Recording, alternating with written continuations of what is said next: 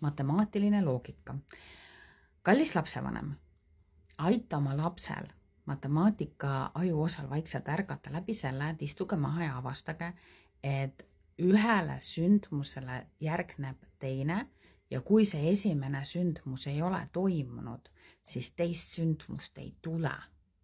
Kui sa seemet mulda ei pane, siis tomatitaime ei tule. Lapsed ei saa sellest aru. Ja nad ei saa sellest aru, kuigi nad igapäevaselt näevad seda, nad ei saa aru, et ühele sündmusele järgneb teine. Ja miks ma ütlen, et matemaatikat ei tohiks õpetada väga varastes klassides, nagu 1., 2., 3., 4, on sellepärast, et lastel on väga raske sellest aru saada. Aga siin meie kui lapse vanema roll tegelikult tulebki välja. Me vaatame, okei, nüüd kui pesu tuleb masinast ja me ei pane pesu sahtlisse, siis meil ei ole sahtlis enam puhast pesu. Nüüd, sinu kõige suuremaks vaenlaseks, kallis ema, on sinu kiirustamine. Selleks, et neid protsesse lastele lahti rääkida, selleks sa pead võtma aega.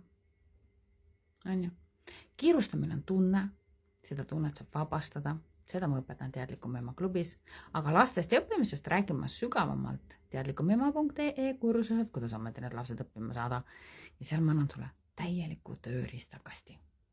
Aga palun õpetage oma lastele, et selleks, et saaks toimuda sündmus number 2, peab kõigepealt toimuma ära sündmus number 1. Juskugi mind, teil lähevad kodused asjad palju paremaks.